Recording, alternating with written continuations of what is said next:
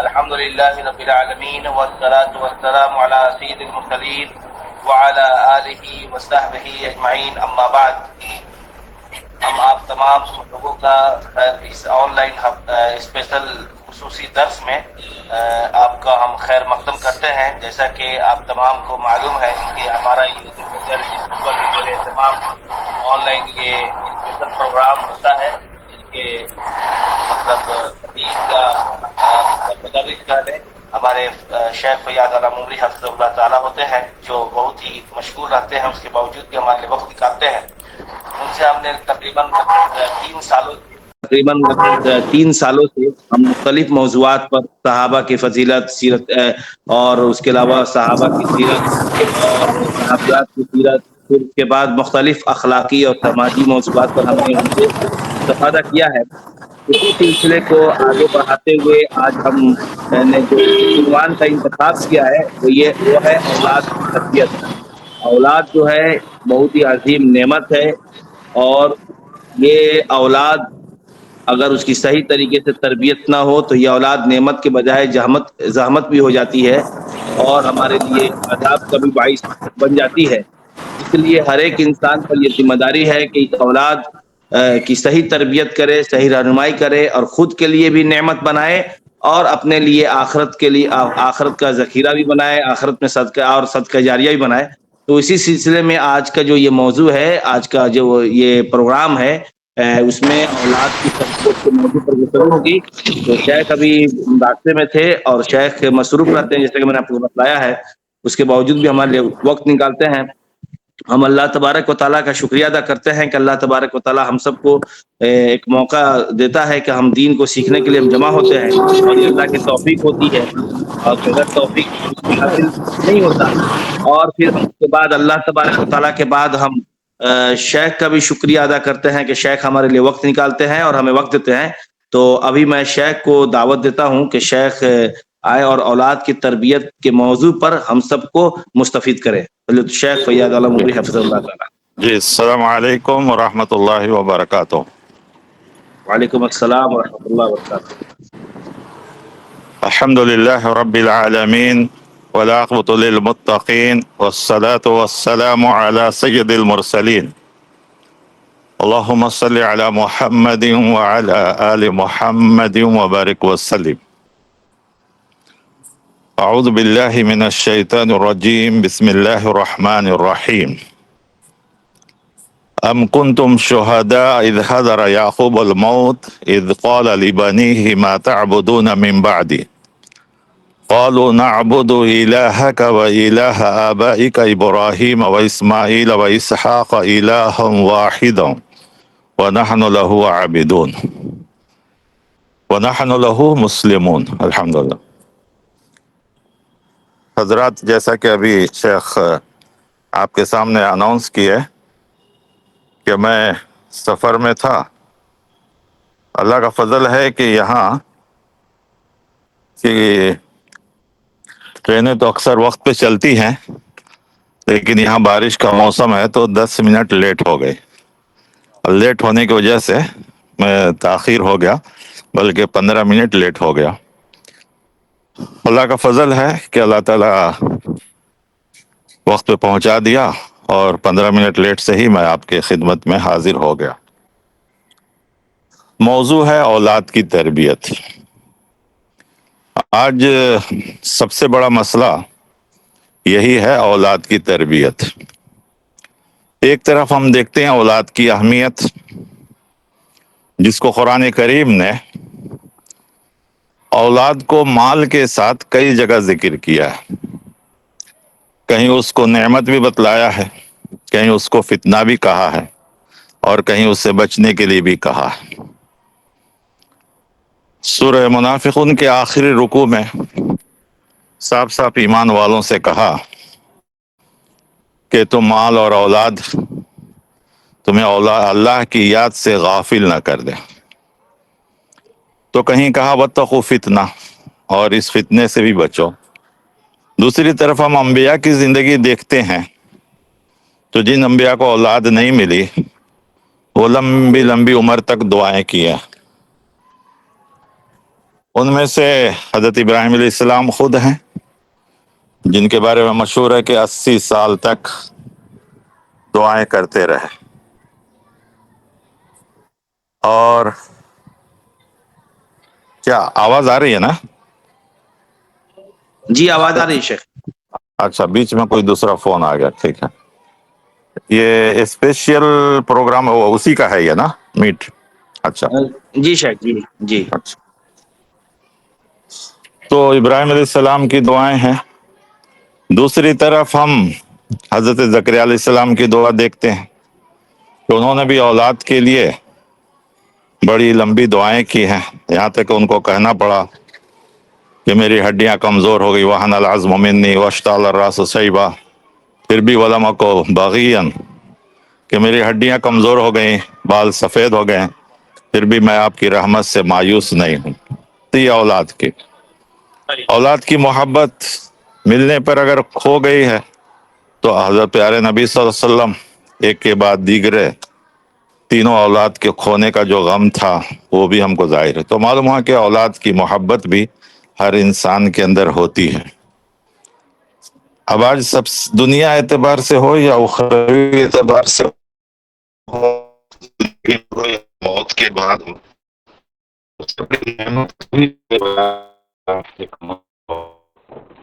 ان دو صحیح استعمال ہے تو دنیا بھی فائدہ مند میں فائدہ مند ہے، موت کے بعد بھی فائدہ مند ہے.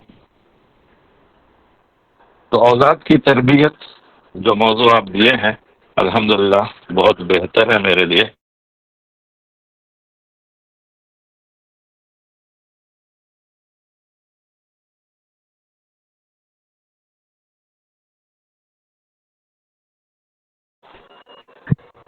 موضوع جتنا اہم ہے حالات کے اعتبار سے، اس کی اہمیت کا کوئی بھی انکار نہیں کر سکتا ہے.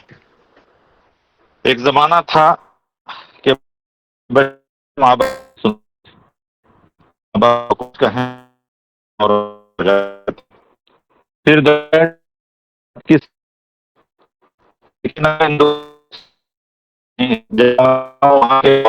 بات کر رہا ہوں آپ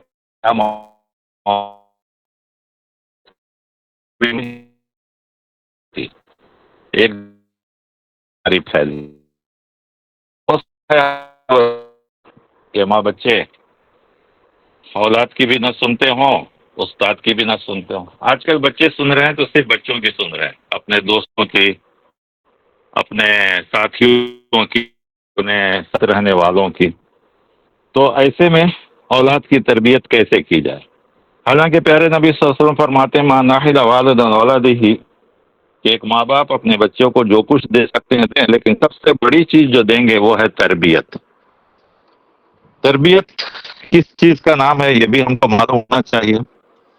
تربیت صرف یہ نہیں کہ آدمی نماز روزہ کر لے، بلکہ سب سے بڑی تربیت آج کے دور میں ہے کہ وہ جس کا بندہ ہے اس کو اس کا بن کے رہے. اسی لیے میں نے جو آیت تلاوت کی یہ آیت اور اس سے پہلے والی آیت، اس سے پہلے والی آیت وَوَصَّى بِهَا إِبْرَاهِيمُ وَبَنِيهِ وَيَعْقُوبُ، کہ حضرت ابراہیم اور حضرت یعقوب جن کا سلسلہ اولاد کا لمبا چوڑا ہے، اور بنی اسرائیل کے جتنے نبی ہیں سب اولاد اسحاق میں ہیں جو ابراہیم علیہ السلام کی نسل سے ہے، اور آخری نبی محمد رسول اللہ صلی اللہ علیہ وسلم حضرت ابراہیم اسماعیل علیہ السلام جو بھی حضرت ابراہیم علیہ السلام کی نسل میں. ضروری بات ہے کہ اتنے بڑے انبیاء ہیں لیکن ان کو بھی اپنے وقت کی فکر. اچھا بہا ابراہیم، دونوں نے اپنے بیٹوں کو وصیت کہ ماں بعدی میں کس کی عبادت کرو، اور حضرت یعقوب علیہ السلام ذکر کرتے تم اس وقت حاضر تھے اسلام نے اپنے بیٹوں کا ما تعبدون من بعدی، میں تم کس کی عبادت کرو گے. ان کو بھی سب سے اور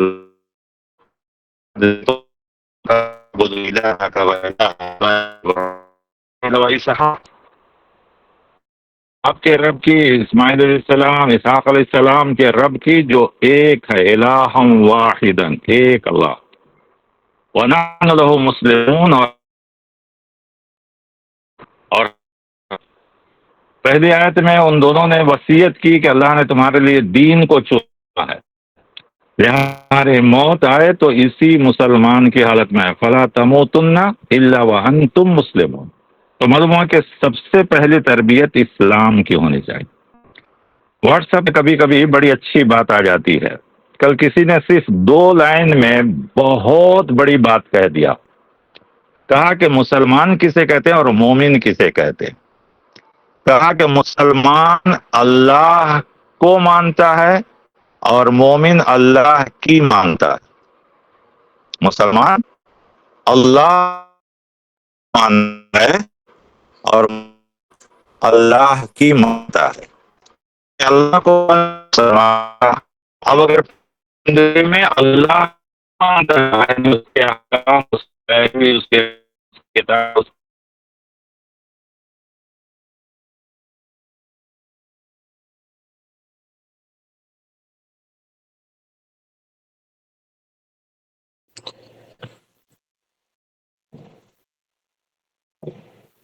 شیخ ابھی آواز کٹ رہی ہے شیخ آپ کی۔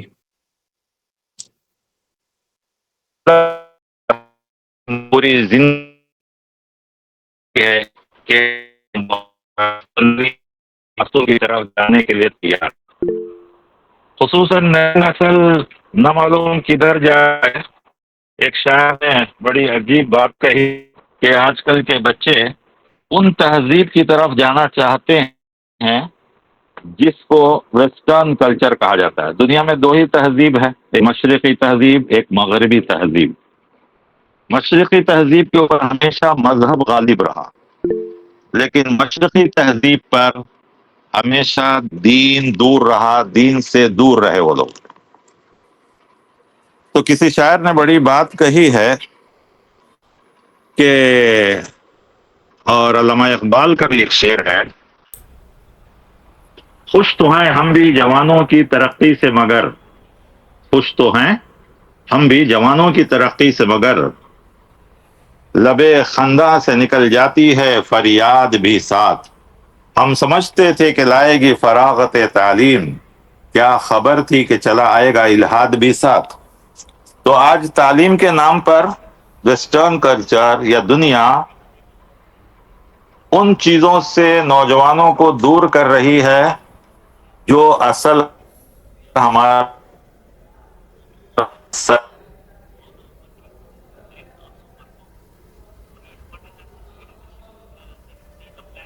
ہے، وہ ہے ایمان، اخلاق، تربیت ہونے کے نام پر، یا جس چیز کا نام بھی کہہ لیجئے، اپنے آپ کو اپڈیٹ رہنے کے نام پر سب سے بڑی چیز تربیت سے دور ہو جا رہے ہیں۔ تعلیم کے تعلق سے اکبر الہ آبادی کا بھی ایک بڑا بہترین شعر ہے۔ انہوں نے کہا تھا اپنے بیٹے کو جب وہ آکسفورڈ بھیجے تھے پڑھنے کے لیے، تو انہوں نے کہا تھا تم شوق سے کالج میں پڑھو، پارک میں کھیلو، جائز ہے غباروں میں اڑو، چرخ پہ جھولو، پر ایک سخن بندے عاجز کی رہے یاد۔ یہ آخری جملہ غور سے سنیے، پر ایک سخن بندے عاجز کی رہے یاد، یعنی اس بندے عاجز کی ایک بات یاد رہے، اللہ کو اور اپنی حقیقت کو نہ بھولو۔ تو ترقی کے نام پر یا تعلیم کے نام پر سب سے پہلے اپنے کو بھولنا اور اللہ کو بھولنا، یہی تربیت سے دور ہونا ہے۔ تربیت صرف نہیں ہے کہ آدمی نماز پڑھ لے، قرآن پڑھ لے، تربیت یہ ہے سب سے بڑی چیز کہ پہلے خدا کو سمجھے، اپنے آپ کو سمجھے کہ ہم اس دنیا میں کس لیے آئے ہیں، ہم کو کس لیے بھیجا گیا ہے، کس لیے اللہ کے آخری نبی کی امت بنایا گیا ہے، کس لیے قرآن جیسی کتاب ہم کو دیا گیا ہے، اور ہماری ذمہ داریاں کیا ہیں، یہ سب سے پہلی بات سمجھنا چاہیے۔ آج بچوں کا سب سے زیادہ اثر، جیسا میں نے کہا، بچوں پر دوستوں کا ہو رہا ہے۔ تو ایسے میں بہت ضروری ہے کہ ہم دوست کس کو بناتے ہیں یہ بھی دیکھنا ہے۔ پیارے نبی صلی اللہ علیہ وسلم نے اس کو بڑی بہترین مثال دی ہے کہ کمثل الجلیس نافخ الکیر وباعیو، کہ اس کی مثال ایسی ہے جیسے کہ عطر بیچنے والے اور نافخ الکیر، بھٹی چلانے والے، بھٹی جلانے والے۔ عطر بیچنے والے کے پاس ہم بیٹھیں گے، نہیں بھی خریدیں گے تب بھی خوشبو آئے گی، اور اگر خریدیں لگائیں گے تو بہتر ہی بہتر ہے، لیکن کم سے کم بیٹھنے سے تو اتنا ہوگا کہ وہاں خوشبو ہی خوشبو آئے گی۔ جبکہ بھٹی جہاں لوہے کو گرم کر کے ہتھیار بناتے ہیں، وہاں بیٹھیں گے تو یا تو دھواں ملے گا یا اس کی چنگاری ہمارے کپڑوں کو جلائے گی، تو نقصان ہی نقصان ہے۔ تو ہمیں یہ دیکھنا ہے کہ آج ہم کس کو دوست بناتے ہیں۔ دوستی کرنا اسلام میں غلط نہیں ہے، اللہ تعالیٰ بھی کہتے ہیں کہ میں نے ابراہیم علیہ السلام کو دوست بنایا، پیارے نبی صلی اللہ علیہ وسلم فرماتے ہیں کہ میں نے حضرت ابو بکر کو دوست بنایا۔ تو دوست بنانا غلط نہیں ہے، کیسوں کو دوست بنایا جائے یہ ضروری ہے کہ ہم اچھے خیال والے، اچھے تہذیب والے، اچھے تمیز والے، اچھے رہن سہن والے، اچھی بات چیت کرنے والے، اچھے اخلاق والے، ایسے لوگوں کے ساتھ دوست رہتے ہیں، یا برے اخلاق، بری بات چیت، برے لفظ، برے طور طریقے، بری صحبت، یہ ہمارے اوپر ہے۔ سعدی رحمۃ اللہ علیہ کہتے ہیں صحبت صالح تورا صالح کند، صحبت طالح تورا طالح کند۔ اچھوں کی صحبت اچھی بناتی ہے، بروں کی صحبت بری بناتی ہے۔ وہ ایک مثال بھی دیتے ہیں کہ ایک بار ایک مٹی کے کو انہوں نے سونگھا تو اس مٹی میں خوشبو آ رہی تھی، تو انہوں نے مٹی سے پوچھا کہ اے مٹی تیرے اندر خوشبو کیسا؟ تو مٹی نے کہا میں ایسے درخت کے سائے میں ہوں جس کے پھول میں خوشبو ہے، اور وہ پھول میرے اوپر گرتے گرتے میرے اندر بھی خوشبو پیدا کر دیا۔ تو معلوم ہوا کہ خوشبو کی صحبت میں رہ کے اس کے اندر خوشبو پیدا ہو گئی۔ ہم انسانوں کو بھی اللہ تعالیٰ نے مٹی سے بنایا ہے، ہمارے اوپر بھی بہت سی چیزوں کا اثر ہوتا ہے، صحبت کا اثر ہوتا ہے، کھانے پینے کا اثر ہوتا ہے، لباس کا اثر ہوتا ہے، لوگوں کے دیکھ بھال سننے کا اثر ہوتا ہے، جو ہم سنتے ہیں اس کا اثر ہوتا ہے، جو ہم آنکھ سے دیکھتے ہیں اس کا بھی اثر ہوتا ہے، جو دماغ سے سوچتے ہیں اس کا بھی اثر ہوتا ہے۔ اسی لیے اللہ تعالیٰ نے کان، آنکھ اور دماغ کا 7 آیتوں میں ایک ساتھ ذکر کیا ہے، اور وہ آیت کیا ہے؟ وَجَعَلَ لَكُمُ السَّمْعَ وَالْأَبْصَارَ وَالْأَفْئِدَةَ، کہ ہم نے بنایا ہے تمہارے لیے کان، آنکھ اور دل۔ کہیں کہا قلیلا ما تشکرون، کہیں کہا کان عنہ مسئولا، کہ بہت کم لوگ اس کا شکریہ ادا کرتے ہیں، کہیں کہا قیامت کے دن اس کے بارے میں پوچھا جائے گا۔ انسان کے یہ 3 ذرائع ہیں جو سوچنے، سمجھنے، پرکھنے، جانچنے کا مادہ پیدا کرتے ہیں۔ کان سے آواز آدمی سنتا ہے، معلوم کر لیتا ہے یہ کس کی ہے، کہاں کی ہے، کیسی ہے۔ آنکھ سے انسان دیکھتا ہے تو معلوم ہوتا ہے یہ کون ہے، کیا ہے، کس چیز ہے، اور پھر اس کے بعد دماغ سے سوچ کر فیصلہ کرتا ہے۔ یہ تینوں کا جو کمبینیشن ہے اللہ تعالیٰ نے 7 آیتوں میں قرآن کریم میں ذکر کیا، اور الگ الگ طریقے سے اللہ تعالیٰ نے سوال کیا ہے۔ تو سوچ کر دیکھیے کہ آج جو کچھ بھی ہمارے اندر خرابیاں آ رہی ہیں سننے، دیکھنے اور اس کو سمجھنے میں۔ قرآن کریم نے ایک یہ بھی مثال دیا ہے، لَهُمْ قُلُوبٌ لَا يَفْقَهُونَ بِهَا وَلَهُمْ آذَانٌ لَا يَسْمَعُونَ بِهَا وَلَهُمْ أَبْصَارٌ لَا يَسْمَعُونَ بِهَا۔ شاید آیت آگے پیچھے ہو، اللہ معاف کرے، کہ ان کے دل ہیں وہ سمجھتے نہیں ہیں، ان کے کان ہیں وہ سنتے نہیں ہیں، ان کے آنکھ ہیں وہ دیکھتے نہیں ہیں، اور ان کے دل ہیں وہ تینوں بلہم وہ جانور کی طرح ہے، بلہم سے بھی بہتر ہیں، جانور بھی سنتا ہے، دیکھتا ہے، اور اس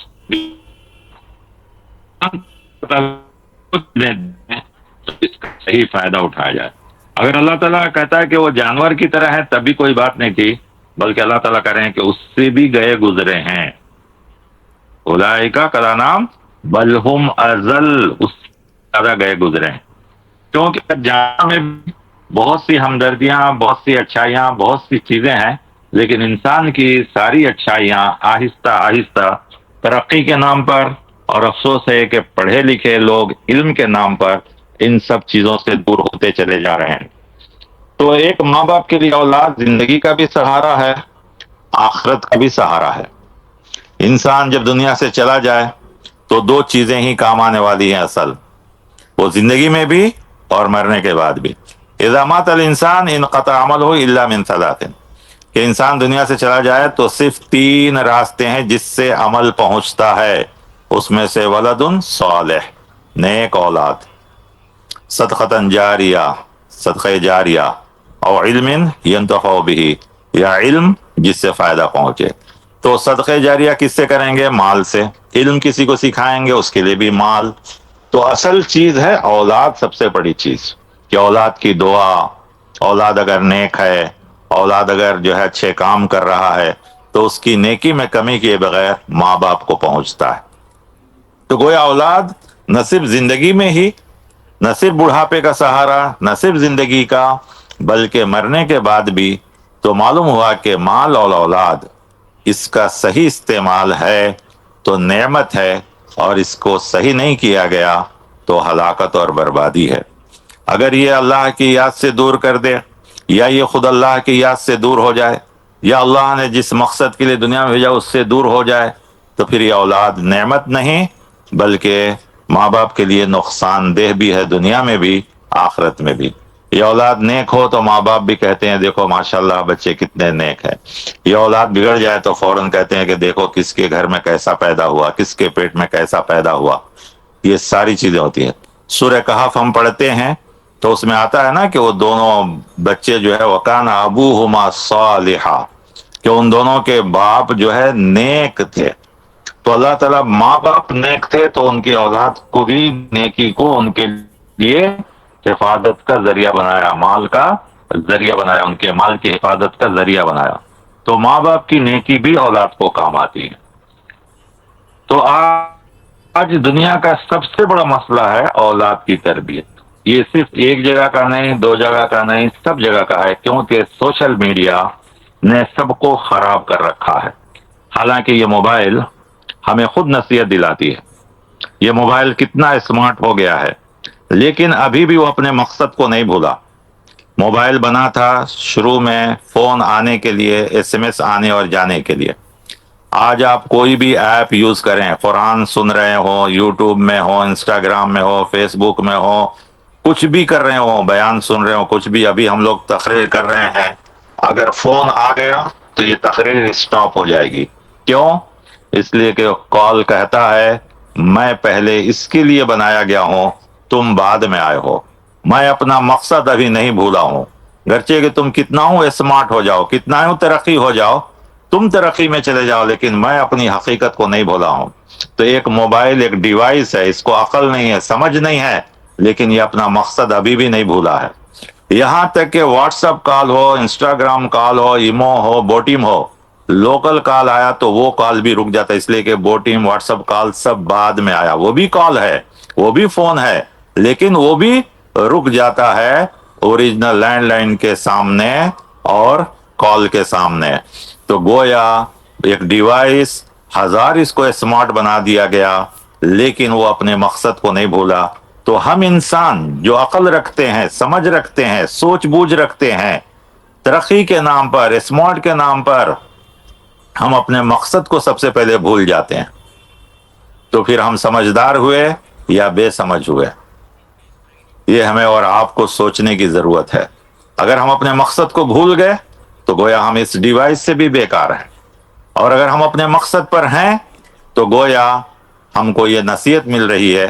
फिर आज यही मोबाइल जितना स्मार्ट होता जा रहा है, हमारी सारी चीजों को रिकॉर्ड करता है। आज जानते हैं कहीं भी CBI का रेड हो, NIA का रेड हो, ED का रेड हो, तो सबसे पहले लोग उस घर के लोगों के मोबाइल लेके रख लेते हैं। क्यों? इसलिए कि उसकी एक एक हरकत, एक एक वक्त कहाँ लगाया है, फेसबुक में कितना लगाया है, व्हाट्सएप में कितना लगाया है, कॉल में कितना लगाया है, इंटरटेनमेंट में कितना लगाया है, कहाँ कहाँ गया है, क्या क्या सर्च किया है, ये सब आपके मोबाइल में रिकॉर्ड होता है। तो कुरान करीम जो कह रहा है मा यल्फज़ु मिन क़ौलिन इल्ला लदैहि रक़ीबुन अतीद, कि इंसान जो भी लफ्ज बोलता है एक मुस्तैद फरिश्ता उसको लिख लेता है।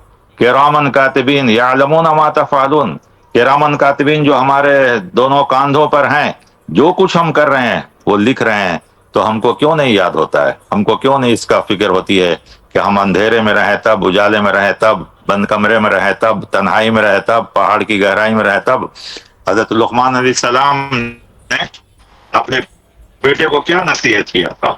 یہ کہا تھا نا، یا بنی انہا ان تق مثقال حبۃ من خردل فتکن فی صخرۃ او فی السماوات او فی الارض یأتی بها اللہ، کہ بیٹے اگر ایک رائی کا دانہ بھی کے برابر بھی تم کوئی نیکی کرو یا برائی کرو، اور وہ چیز کسی پہاڑ کے نیچے دب جائے، یا آسمان کے کسی کناروں میں چھپ جائے، یا زمین کے کسی کھو میں دب جائے، یأتی بها اللہ، قیامت کے دن اللہ سامنے لا کے رکھ دیں گے، بے شک اللہ ان اللہ لطیف خبیر، اللہ باریک سے باریک باتوں کو جاننے والا ہے۔ یہ نصیحت شرک کے بعد، ماں باپ کے حقوق کے بعد، حضرت لقمان علیہ السلام اپنے بیٹے کو یہ نصیحت سب سے پہلے کر رہے ہیں کہ کوئی نہیں، جس اللہ پر ہمارا ایمان ہے وہ اللہ ان ساری چیزوں کو ہمارے سامنے حاضر کر دے۔ اور رائی کا دانہ کتنا ہوتا ہے، رائی سرسوں جو ہم کہتے ہیں، یہ دونوں بھائی ہیں، اس کی کتنی حیثیت ہے،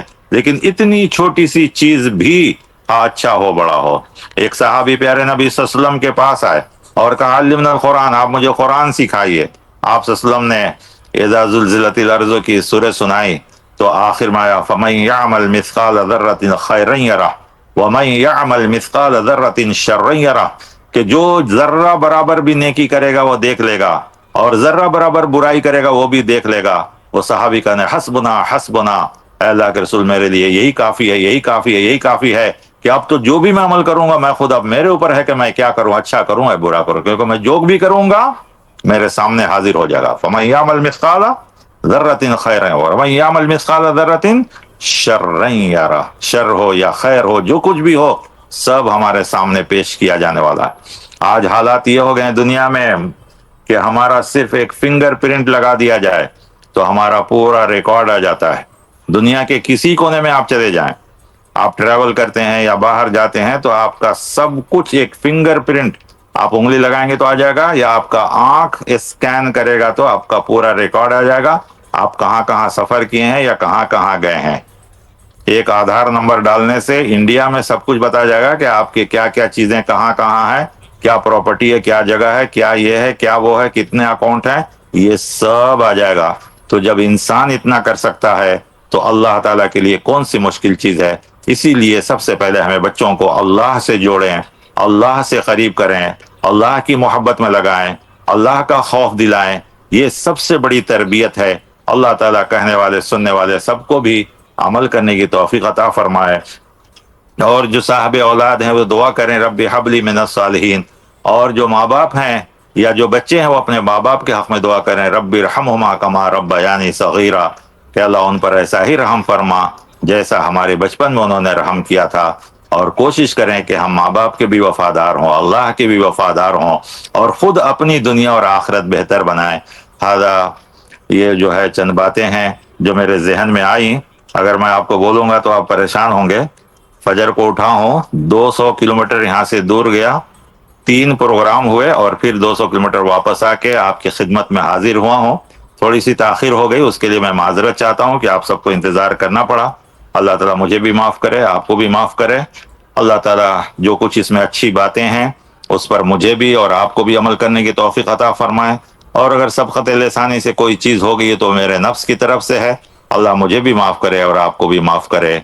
آمین وصلی اللہ علی النبی، والسلام علیکم ورحمۃ اللہ وبرکاتہ۔ وعلیکم السلام ورحمۃ اللہ وبرکاتہ۔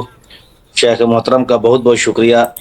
شیخ بہت مصروف رہتے ہیں، اور آج سے نہیں 3 سالوں سے لگاتار ہمارے لیے وقت نکالتے ہیں، اور جب بھی ہم نے شیخ کو یاد کیا ہے شیخ نے اپنی مصروفیت سے ہمارے لیے وقت نکالا ہے، اور آپ سب لوگ شیخ سے بخوبی واقف ہیں اور ان سے متعارف ہیں۔ اللہ تعالیٰ شیخ کو جزائے خیر عطا فرمائے کہ شیخ ہمارے لیے وقت دیتے ہیں، ہم سب کو علم سے، اپنے علم سے مستفید کرتے ہیں۔ اور یہ جمعیت الحدیث سسوا کا جو پروگرام ہے، آن لائن پروگرام ہوتا رہتا ہے، اس میں آپ سب بھی شریک ہوں۔ آئندہ ہفتے بھی ایک درس شیڈول ہے، وہ شیخ ارشد صاحب کا ہے، جس میں کہ درس حدیث کے نام سے وہ کتاب اربعین نوویہ، بہت مشہور کتاب ہے، اس کا درس ہوگا انشاءاللہ، وہ بھی ماہانہ ہی ہوگا۔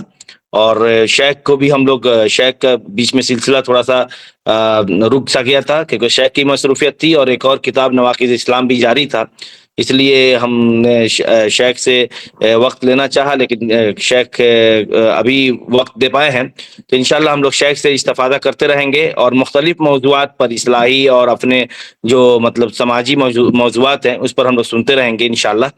تو آپ سب سے گزارش ہے کہ جو ہفتہ واری پروگرام ہوتے ہیں 30 منٹ کا ہوتا ہے، زیادہ دیر کا تو ہوتا نہیں ہے، آپ اس میں ضرور شریک ہوں، علم حاصل کریں۔